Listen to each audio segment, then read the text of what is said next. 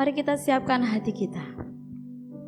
Kita mau ingat pengorbanan Tuhan di kayu salib. Karena begitu besar kasih-Nya atas hidup kita. Dia yang anak tunggal Allah, mau turun ke dunia untuk kita, menebus dosa kita. Terima kasih Tuhan. Karena itu kita mau serukan bersama. Sungguh besar Engkau Tuhan, kasih-Mu atas hidup kami. Terima kasih Tuhan.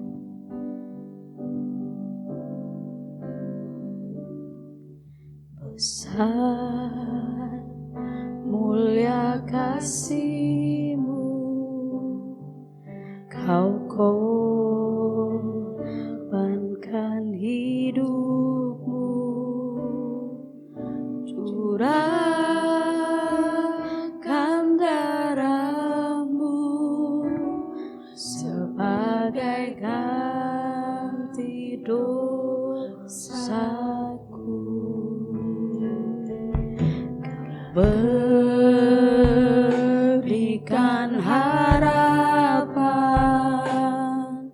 di dalam kesesakan. Agunglah perbuatan-Mu, Yesus Tuhan penebusku. Karena kasih-Mu yang selamatkanku, menyucikan dan menebus hidupku. Ku naikkan syukur pengorbanan-Mu, Maha mulia dan terindah Kau, Yesus.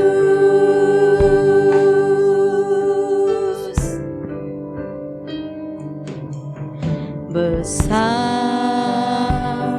mulia kasih-Mu, Kau korbankan hidup-Mu, curahkan darah-Mu sebagai ganti dosaku. Berikan harapan di dalam kesesakan. Agunglah perbuatan-Mu, Yesus Tuhan penebusku. Karena kasih-Mu yang selamatkanku, menyucikan dan menebus hidupku. Ku naikkan syukur pengorbanan-Mu, Maha mulia. Karena kasih-Mu yang selamatkanku, menyucikan dan menebus hidupku. Ku naikkan syukur pengorbanan-Mu, Maha mulia. Karena kasih-Mu yang selamatkan. Mari kami undang sidang jemaat untuk kita boleh berdiri. Sebelum kita melakukan firman Tuhan, kita mau sucikan dan kuduskan hidup kita. Ku naikkan syukur buat pengorbanan-Mu, Maha mulia dan terindah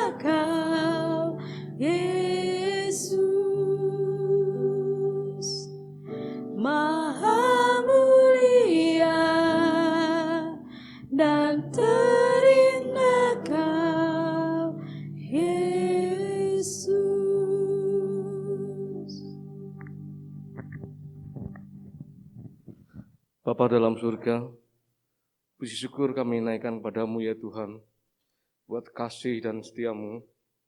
Terima kasih Tuhan buat segala pengorbananmu, membuat kami semua umat tebusanmu. Kami boleh diselamatkan ya Tuhan.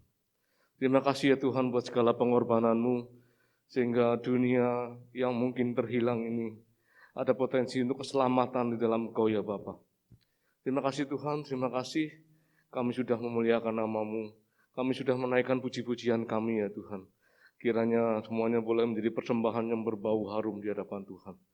Dan sebentar lagi ya Bapa, kami akan duduk dengan tenang, kami akan mendengarkan firman-Mu. Mari Roh Kudus, Engkau urapi hamba-Mu yang akan memberitakan firman-Mu. Siapkan hati kami ya Tuhan Roh Kudus, jadikan hati kami tanah yang subur, agar kami boleh mengerti apa yang menjadi kehendak-Mu. Dan bukan hanya itu saja Tuhan, kami harus melakukannya, menjadi pelaku firman dalam kehidupan kami ya Bapa. Terima kasih Tuhan, terima kasih. Kalau bentar lagi juga kami akan bersekutu dengan tubuh dan darah-Mu. Mari Tuhan, Engkau sucikan kami, Engkau kuduskan kami ya Bapa, agar kami boleh memperingati ya Tuhan, bahwasanya kasih setia Tuhan sangat besar dalam kehidupan kami. Kami bersyukur ya Tuhan buat kesempatan pagi hari ini, dan kami serahkan ibadah kami dari pertengahan ke akhirnya ke dalam tangan Tuhan. Di dalam nama Tuhan Yesus Kristus, Juru Selamat kami sudah berdoa. Amin. Oke, kita coba lihat ya. Ini tentu ditinjau dari Kolose 1 ya, dari kitab Kolose ya. Jadi memang komposisi itu banyak sekali. Tapi saya hari ini akan menyampaikan tinjauan dari kitab di Kolose. Kolose 1 ayat 23 sampai dengan 21 sampai dengan 23.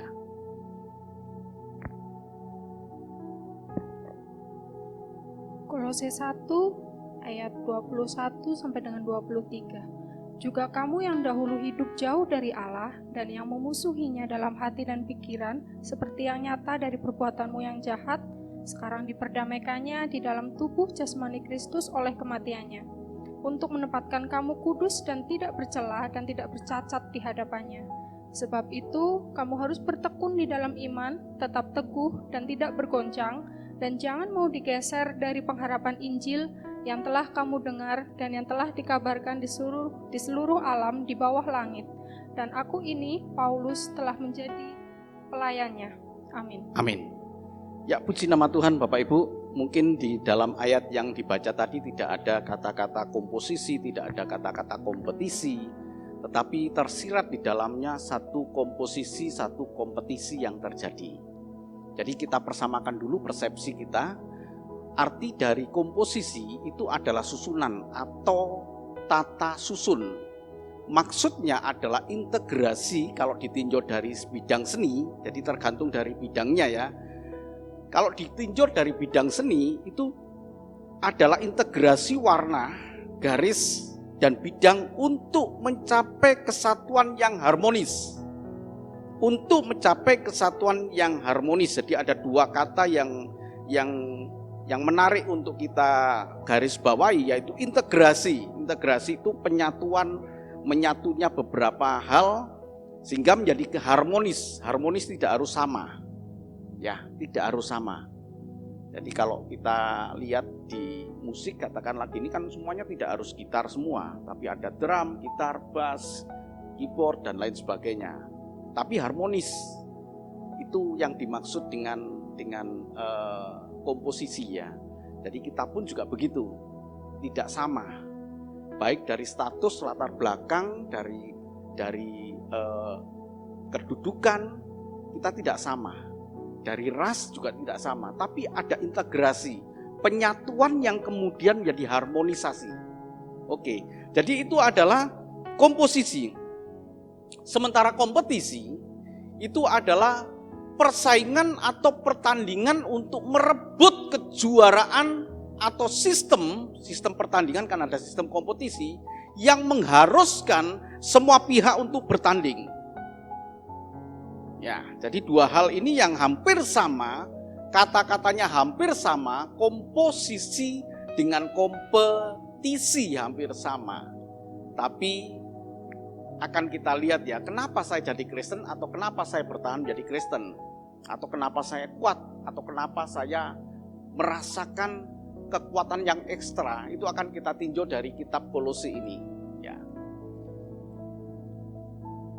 Integrasi dalam Kristus. Tadi saya katakan ada dua kata yang menarik ya. Komposisi itu adalah integrasi. Kalau kita tarik ke dalam Kolose ini, adalah integrasi hidup di dalam Kristus untuk kesatuan yang harmonis. Nah, Kolose 1 ayat 21 sampai dengan 23, ada beberapa hal yang perlu kita ketahui, komposisi yang membangun hidup kita, tata susun. Jadi Bapak Ibu, saya di dalam diri saya ini, di dalam hidup saya ini, ada komposisi yang mengatur, yang membangun hidup saya. Yang pertama, pendamaian oleh darah Kristus. Dan dikatakan juga kamu yang dahulu hidup jauh dari Allah, yang memusuhinya dalam hati dan pikiran seperti yang nyata dari perbuatanmu yang jahat, sekarang diperdamaikannya di dalam tubuh jasmani Kristus oleh kematiannya. Nah, di dalam tubuh jasmani Kristus oleh kematiannya. Saya sangat senang Bapak Ibu. Ikut Mubes kemarin sangat senang. Seorang pendeta senior, walaupun ini bagi kita sudah bukan asing lagi, tapi bagi orang lain, bagi pendeta lain itu masih asing. Pertanyaannya yang sering saya tanyakan kepada Bapak Ibu, itu oleh pendeta senior waktu di Mubes itu dipertanyakan hal yang sama. Apakah Tuhan Yesus bisa berbuat dosa? Coba angkat tangan yang berkata Tuhan Yesus tidak bisa berbuat dosa, tolong angkat tangan. Wah, banyak sekali ya. Banyak sekali yang angkat tangan bahwa Tuhan Yesus tidak dapat berbuat dosa. Dan oleh pendeta senior itu, kamu salah, kamu salah, kamu salah. Tuhan Yesus bisa berbuat dosa karena dia mengenakan tubuh jasmani yang sama dengan kita. Saya dulu waktu menyampaikan hal ini, masa sih, tapi terus saya tidak mundur selangkah pun untuk menyampaikan kebenaran. Kenapa? Karena nggak dipahami dengan benar. Kenoo itu pengosongan diri. Saya masih ingat ketika saya menyampaikan firman di tempat ini, saya berikan satu ilustrasi yang namanya mengosongkan diri itu. Saya bawa pada saat itu gelas berisi air dan kemudian saya tuang. Yang namanya mengosongkan diri tidak ada setetes pun air di dalamnya. Jadi kalau ada Tuhan Yesus pada saat itu, ada sedikit saja kealahan yang masih nempel, dia belum mengosongkan diri. Sebab kalau sedikit saja kealahan ada dalam diri Tuhan Yesus, itu menjadi satu hal yang besar loh Bapak Ibu.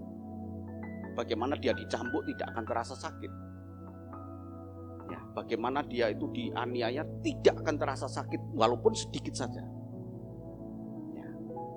Yang menariknya lagi, ya pada saat itu hampir sama dengan apa yang saya katakan di sini.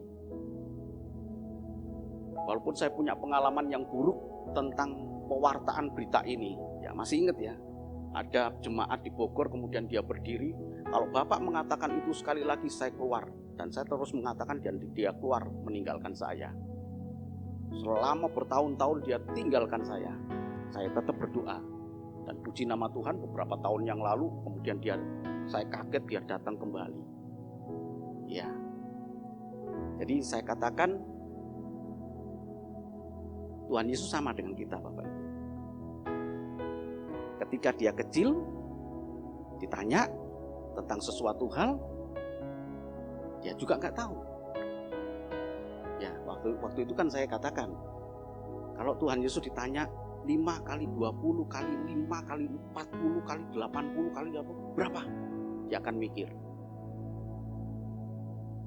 Karena hikmatnya itu berkembang. Bukan karena dia Allah kemudian dia kecil, bleret. Enggak.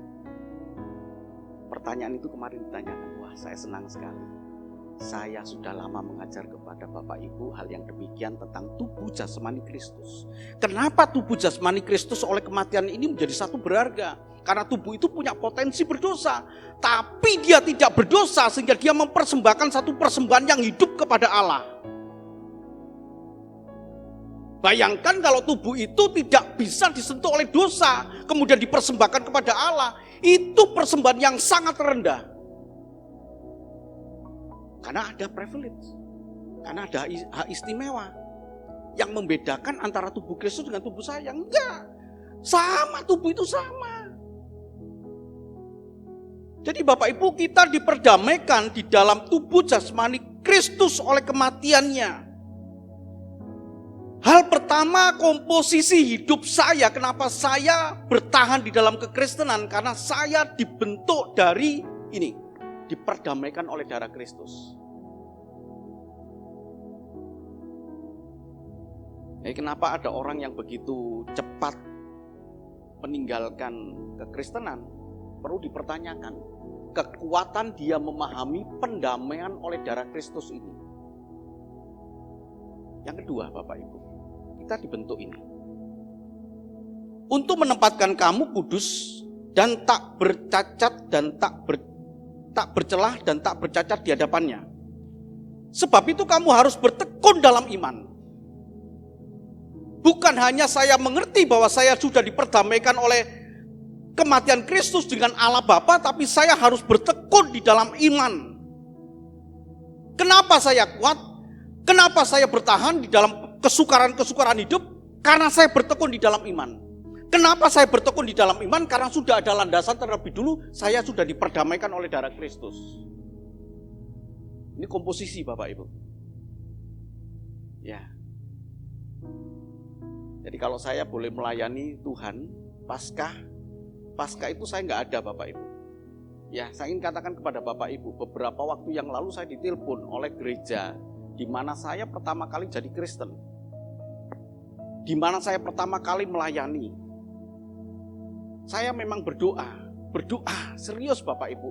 Saya dulu berdoa begini, Tuhan, saya rindu suatu saat saya diundang dan saya khotbah, saya melayani di gereja ini. Maksudnya di gereja di mana saya dulu pertama kali jadi Kristen. Kemudian saya ditelepon beberapa waktu yang lalu, Om, gitu ya, bisa nggak Paskah melayani kami firman Tuhan? Tanpa panjang berpikir saya berkata, saya bisa.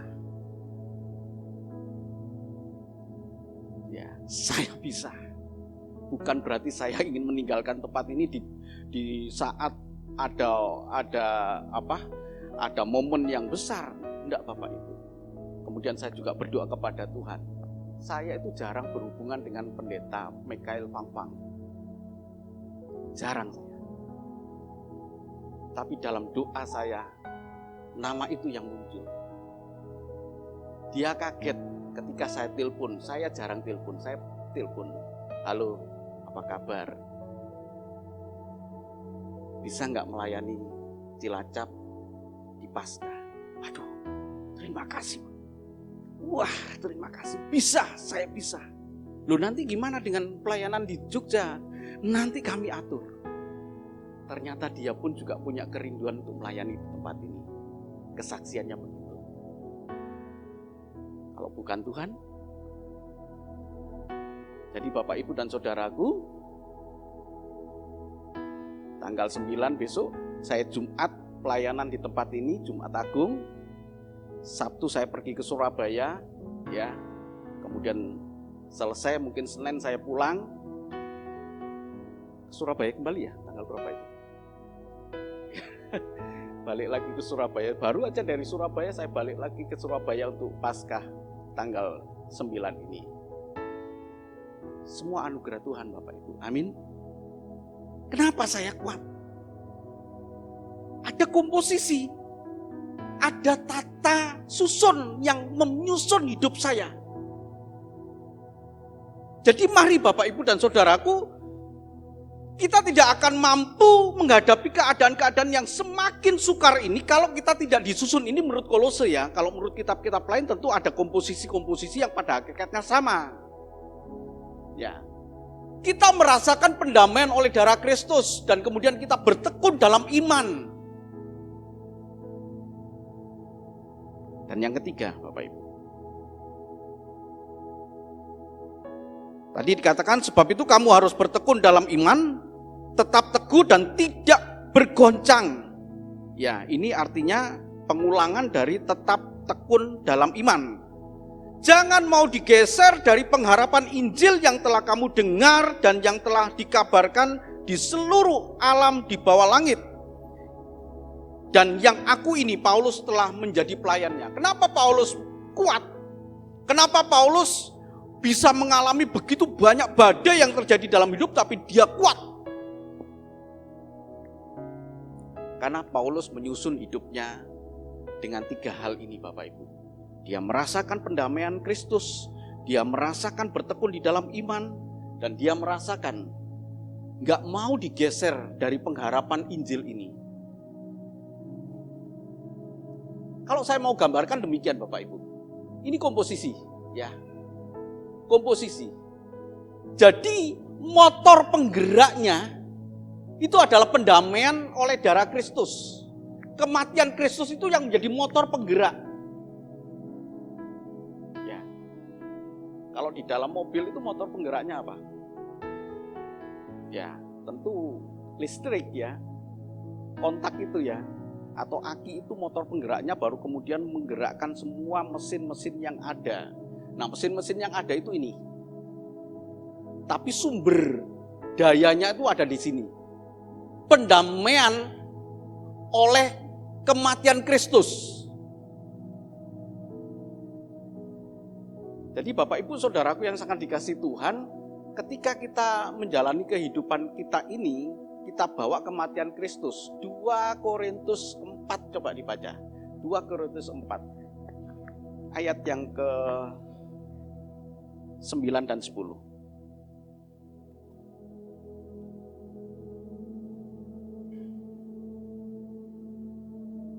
Ya, silakan dibaca 2 Korintus 4 ayat 9 sampai dengan 10.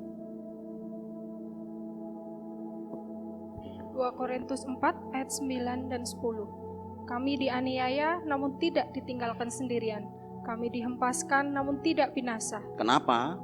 Kami senantiasa membawa kematian Yesus di dalam tubuh kami, supaya kehidupan Yesus juga menjadi nyata di dalam tubuh kami. Amin. Karena membawa kematian Kristus. Profesi saya sebagai pendeta, saya bawa kematian Kristus. Tentu dengan begitu banyaknya apa beban yang harus saya pikul, Bapak Ibu. Tapi saya bawa kematian Kristus supaya pakai kehidupan Kristus menghidupkan saya. Jadi Bapak Ibu dan Saudaraku, kenapa ada orang yang putus asa, kenapa ada orang yang merasa capek, kenapa ada orang yang merasa lelah dan berkata, aku gak berdaya. Kekuatan motor di sini dia lemah. Inilah yang menggerakkan bertekun di dalam iman, inilah yang menggerakkan teguh dan tidak tergoncangkan dan tidak mau digeser dari pengharapan Injil. Karena apa? Kekuatan dari pendamaian ini, salib Kristus. Ini komposisi Bapak Ibu. Jadi kenapa saya bertahan menjadi Kristen dan tidak mau digeser oleh agama apapun, oleh pengajaran apapun. Karena di sini ada ya, tidak tergoncangkan ini adalah, harapan ini ya. Jadi pengharapan Injil itu karena keselamatan. Ya. Ini berbicara tentang pengharapan Injil itu keselamatan. Enggak mau saya mau, enggak mau. Ya. Enggak mau saya digeser oleh apapun.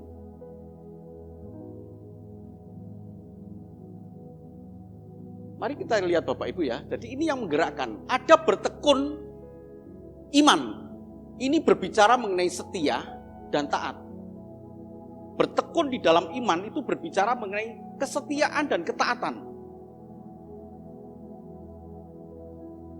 Dunia menawarkan Bapak Ibu, gak usah ke gereja, lebih baik jalan-jalan aja. Itu lebih mengasihkan, lebih membuat kita happy dalam hidup kita ini. Nah, karena apa? Dia ingin menggeser dunia itu, ingin menggeser kesetiaan kita. Supaya ini lemah. Pendamaian ini lemah karena kita tidak punya bertekun di dalam iman. Teguh. Ya, teguh di sini adalah berbicara tentang ajaran yang sesat. Nggak mau digeser dari ajaran-ajaran yang nggak benar itu. Sekarang terlalu mudah kita untuk melihat kehebatan-kehebatan yang terjadi di luar. Ya, buka YouTube, buka Google, wah ada kesaksian tangan patah bisa disembuhkan oleh siapa itu yang dari Dayak itu. Dibawa ke Polri, dibawa ke mana dibawa itu kalau patah kemudian disembuhkan, sembuh. Ya. Dan banyak hal yang ditawarkan tentang hal itu, ajaran-ajaran sesat yang menawarkan memang di akhir zaman akan ada banyak mukjizat-mukjizat yang terjadi. Tetapi mukjizat-mukjizat yang terjadi itu mencuri kesetiaan kita. Nah, ini harus kita waspadai Bapak Ibu. Jadi inilah komposisi juga tidak tergoncangkan. Nah ini tidak tergoncangkan, ini berbicara tentang kekejutan-kekejutan yang terjadi atau hal-hal yang tak terduga yang terjadi dalam hidup kita ini. Kemarin saya ke Boyolali ya, waktu bertemu dengan Pak Pendeta yang kecelakaan ini, dia mau berangkat pelayanan Bapak Ibu. Hari Jumat jam 10 pagi dia mau pelayanan, tapi sebelum sampai di lokasi dia kecelakaan. Dia bonceng istrinya juga. Jadi yang kecelakaan suami istri, dua-duanya pendeta Bapak Ibu. Yang masuk rumah sakit istrinya, tapi suaminya dirawat di rumah. Begitu saya melihat kakinya, wah bengkak sekali, darahnya keluar terus gitu. Setelah dijahit darahnya keluar, ini Pak, sini tisu saya lap itu. Kekejutan terjadi Bapak. Ini bisa terjadi dalam hidup kita. Sekalipun saya tidak mendoakan Bapak Ibu supaya ada kekejutan, enggak, saya tetap berdoa Tuhan lindungi. Tapi kalau Tuhan izinkan satu kekejutan tak terduga terjadi dalam hidup kita, tidak tergoncangkan kita. Kalau bertekun, teguh, dan tidak tergoncangkan ini kuat. Karena ini pendamaian. Tapi kalau ini lemah, akan melemahkan akan arti dari pendamaian Kristus ini. Juga pengharapan akan Injil. Injil itu kabar baik. Kabar baiknya karena keselamatan yang dulunya tertutup, yang mustahil, Tuhan katakan tidak ada yang mustahil bagi Allah. Jadi kalau Tuhan Yesus katakan tidak ada yang mustahil bagi Allah di dalam Injil-Injil itu tidak berbicara tentang hal-hal yang bersifat pemenuhan kebutuhan jasmani kita Bapak Ibu. Tapi itu berbicara tentang keselamatan yang mustahil bagi manusia, tapi mampu dikerjakan oleh Allah. Tidak ada yang mustahil bagi Allah. Sehingga Allah Bapa mengutus anaknya yang tunggal. Untuk apa? Mengerjakan keselamatan. Nah ini komposisi. Komposisi yang tidak tahu ya Bapak Ibu sadar atau tidak sadar ada di dalam hidup kita. Yang membuat saya kuat karena ada motor pendamaian itu. Nah sekarang pendamaian oleh darah Kristus. Ya, jadi ini motornya ya, motor pendamaian oleh darah Kristus ini Filipi 3 ayat yang ke-10.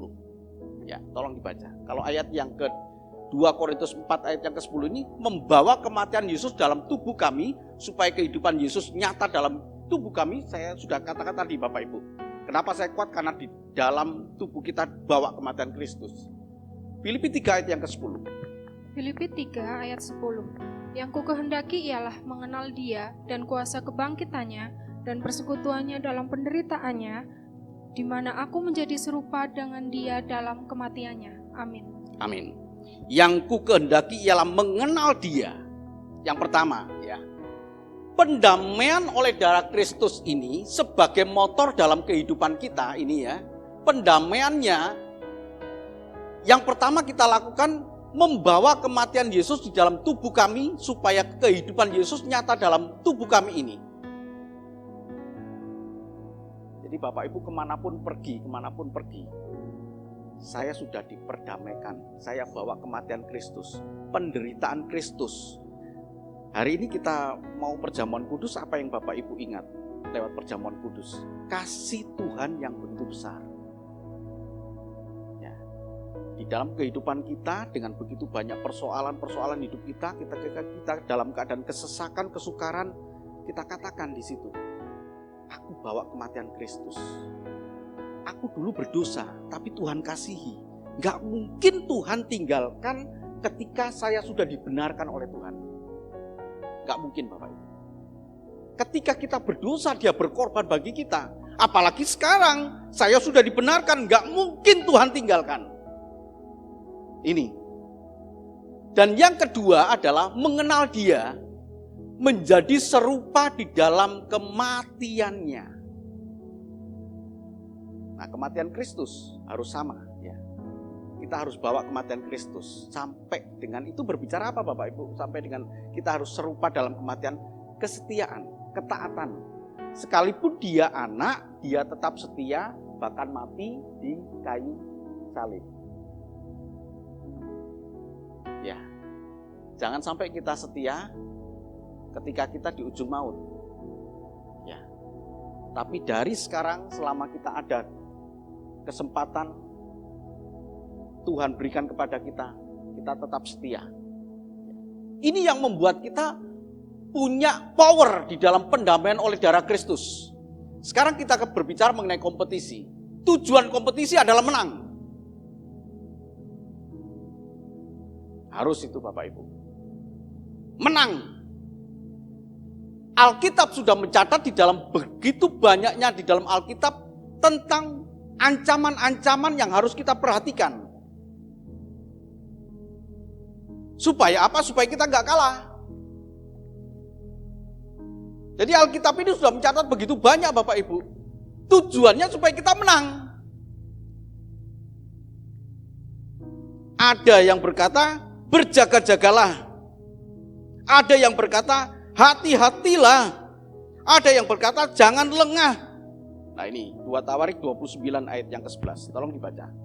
Salah satu saja nanti akan kita. Yang lainnya banyak sekali hal-hal yang berisi tentang peringatan-peringatan ancaman yang membahayakan kita. 2 Tawarik pasal 29 ayat 11. Anak-anakku, sekarang janganlah kamu lengah, karena kamu telah dipilih Tuhan untuk berdiri di hadapannya, untuk melayani Dia, untuk menyelenggarakan kebaktian dan membakar korban baginya. Amin. Amin. Ya, 2 Tawarik 29 ayat yang ke-11 ini dikatakan, anak-anakku, sekarang janganlah kamu lengah, karena kamu telah dipilih Tuhan untuk berdiri di hadapannya, untuk melayani Dia. Kita perhatikan ya, janganlah kamu lengah. Ya, Hizkia sebagai seorang raja mengingatkan kepada para pelayan Tuhan di bait suci, jangan kamu lengah. Hari ini pun juga saya memperingatkan kepada rekan-rekan sepekerja, jangan kamu lengah. Juga kepada Bapak Ibu, ya, jangan kamu lengah. Ini peringatan-peringatan yang tujuannya supaya kita nggak kalah. Juga ada, perhatikanlah dengan seksama bagaimana kamu hidup. Itu warning semua. Itu peringatan-peringatan. Berdiri teguh, kuatkan dan teguhkanlah hatimu. Yosua 1 ayat 7 sampai dengan 8, 9 dikatakan, kuatkanlah hatimu, jangan tawar hati. Semuanya itu berbicara tentang peringatan dari Tuhan agar kita memenangkan kompetisi. Termasuk di dalamnya, nah ini yang agak sukar Bapak Ibu.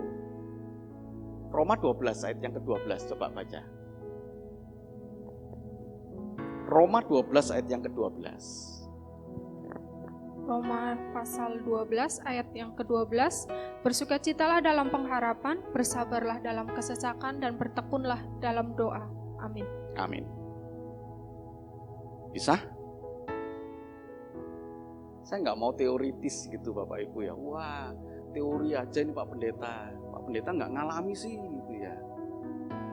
Aduh, kalau sudah kena gitu ya, repot juga ya. Itu sudah orang reject terlebih dulu terhadap firman Tuhan, dan nolak dulu. Bersukacitalah dalam pengharapan, sabarlah dalam kesesakan, dan bertekunlah dalam doa. Bertekunlah dalam doa. Bukan hanya dalam doa makan saja, tapi dalam doa ketika kita menghadapi kesukaran hidup. Jangan mengandalkan kekuatan kita. Sabar. Ini Bapak Ibu. Enak banget Pak Pendeta ngomong ya sabar. Saya udah tahu Pak Pendeta, nggak usah ngasih tahu lah. Paling Pak Pendeta kan ngasih nasihat sabar kan. Nah, kalau ada orang dalam keadaan kesesakan, sing sabar yo, sabar.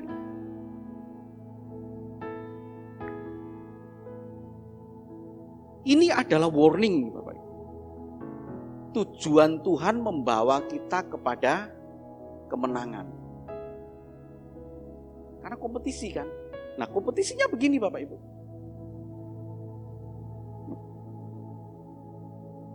Dalam diri kita ini, saya sudah sampaikan minggu yang lalu, tadinya mau saya tampilkan ya. Dalam diri kita ini ada daging yang kita bawa. Sementara di satu sisi ada satu komposisi yang terjadi dalam tubuh saya, yaitu pendamaian, bertekun dalam iman, dan jangan mau digeser dari pengharapan Kristus.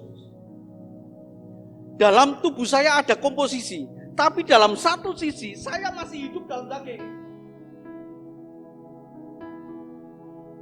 Kalau kita disenggol, kalau kita dihina, pengennya cepet, emosional gitu ya. Orang nggak kenal gitu ya. Berpapasan tapi pandangan matanya kemudian memunculkan emosi kita. Salah saya apa kok orang itu melihat saya gitu? Karena ada daging ini. Jadi ada komposisi sementara kita tinggal di dalam daging yang membuat kita kompetisi di situ. Sudah sampaikan saya minggu yang lalu ya. Nah, ini bagus ini. Tuhan itu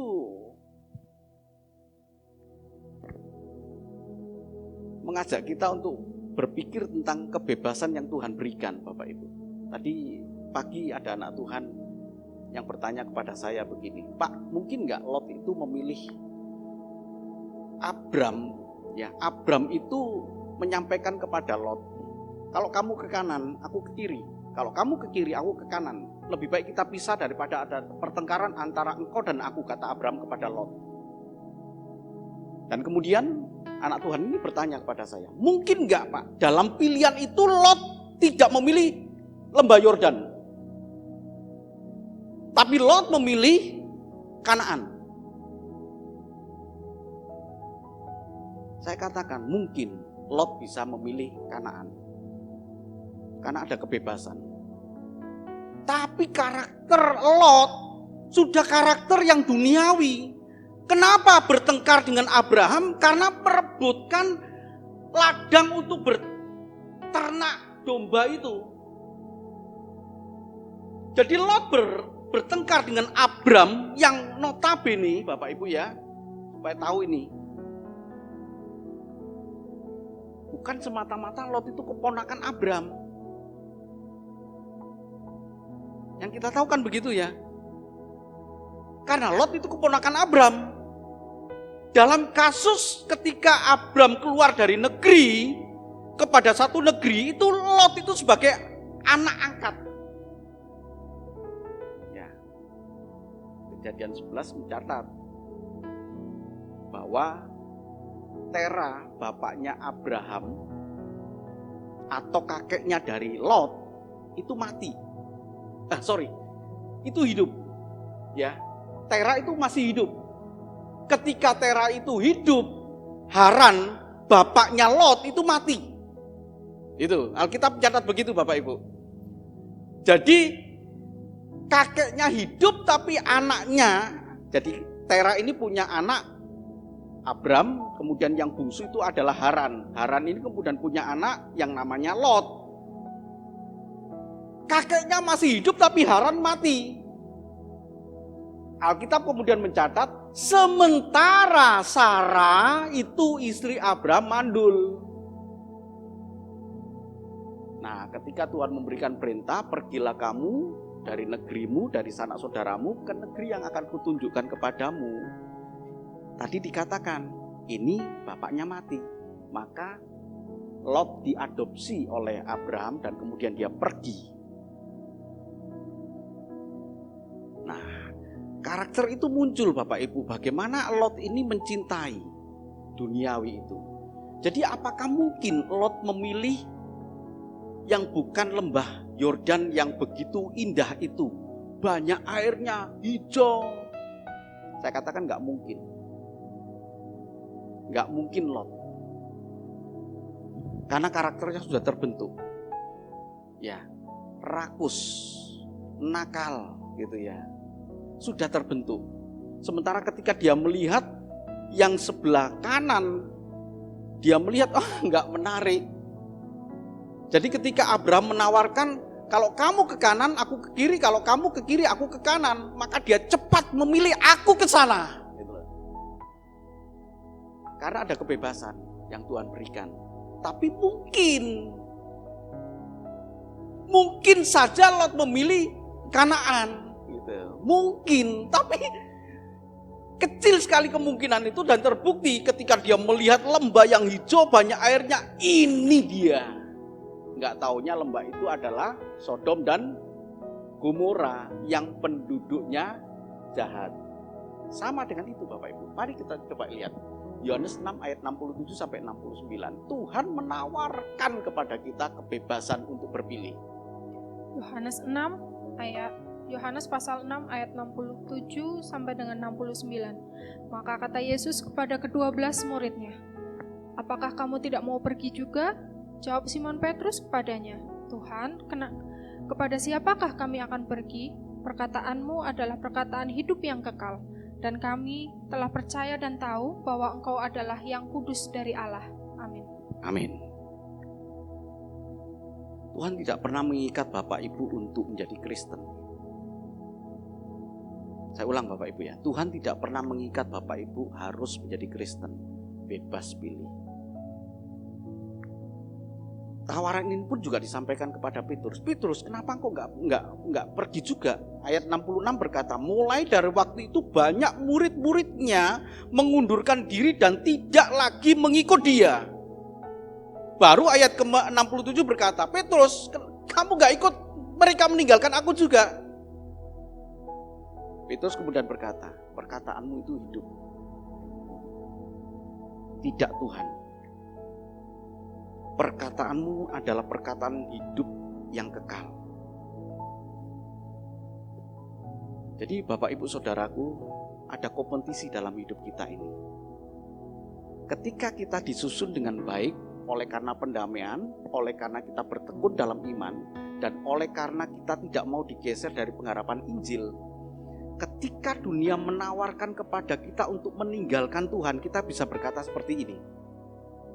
Apakah kamu tidak mau pergi juga tawaran Tuhan? Enggak, aku enggak mau pergi. Perkataanmu Tuhan adalah perkataan yang hidup dan yang kekal. Persaingan dalam hidup ini, kompetisi Bapak Ibu. Tapi kita mengucap syukur kepada Tuhan, sekalipun besarnya kompetisi yang terjadi dalam hidup kita, kita sudah disusun dengan komposisi yang begitu kuat. Amin. Kita sudah diperdamaikan oleh darah Kristus.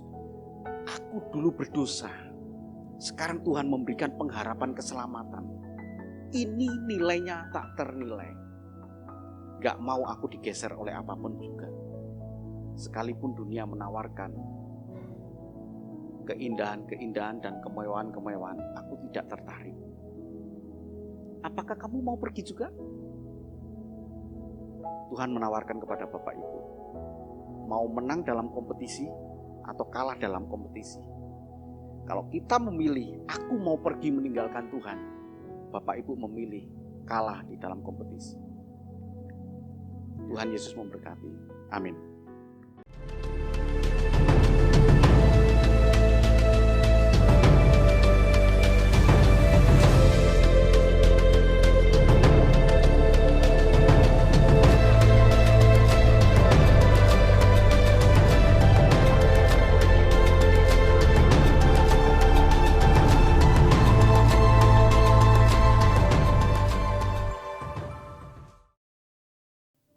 Bapa kami yang di surga, dikuduskanlah namamu, datanglah kerajaanmu, jadilah kehendak-mu di bumi seperti di surga. Berikanlah kami pada hari ini makanan kami yang secukupnya, dan ampunilah kami akan kesalahan kami, seperti kami juga mengampuni orang yang bersalah kepada kami. Dan janganlah membawa kami ke dalam pencobaan, tetapi lepaskanlah kami daripada yang jahat. Karena Engkaulah yang mempunyai kerajaan dan kuasa dan kemuliaan sampai selama-lamanya. Amin. Terima kasih Tuhan. Makasih Tuhan. Terima kasih Tuhan. Dalam nama Yesus, terima kasih Tuhan.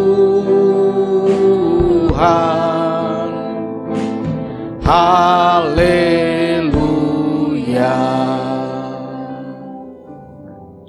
Sungguh kami bersyukur kepada Engkau ya Bapa. Ini adalah anugerah bagi kami. Kami boleh beribadah, bertemu dengan Engkau Tuhan. Mendengarkan suara-Mu ya Bapa. Dan menaikkan pujian pengagungan bagi Engkau Tuhan. Dan kami juga memberikan persembahan sebagai ucapan syukur kami Tuhan. Terima kasih ya Bapa, terima kasih buat segala pemeliharaan-Mu dalam kehidupan kami ini Tuhan. Sebentar kami akan meninggalkan tempat ini, kami pulang dengan sukacita, kami pulang dengan membawa berkat-berkat yang Engkau sediakan bagi kami. Bapak Ibu Saudaraku yang dikasihi Tuhan, terimalah berkat dan anugerah daripada Allah Bapa di surga, kasih dan cinta Tuhan kita Yesus Kristus anak yang tunggal, penghiburan, kekuatan dari kuasa Roh Kudus menyertai kita mulai saat ini, esok bahkan sampai Maranatha Tuhan Yesus datang menjemput kita. Terpujilah Engkau Tuhan. Engkau Allah yang sudah memberkati kami. Engkau Allah yang melindungi kami. Engkau Allah yang menyinari kami dengan wajah-Mu Tuhan dan memberikan kepada kami kasih karunia. Engkau Allah yang menghadapkan wajah-Mu kepada kami Tuhan dan memberikan damai sejahtera. Terima kasih ya Bapa. Engkau Tuhan Allah yang sudah memberkati di dalam usaha pekerjaan kami. Sehingga kami hidup dalam kecukupan karena berkat-berkat yang datang daripada Engkau Tuhan. Engkau Tuhan Allah yang memberkati di dalam usaha pekerjaan dimanapun kami berada. Keluarga besar kami berada Tuhan. Engkau buat berhasil. Kau lindungi kami dari segala mara bahaya.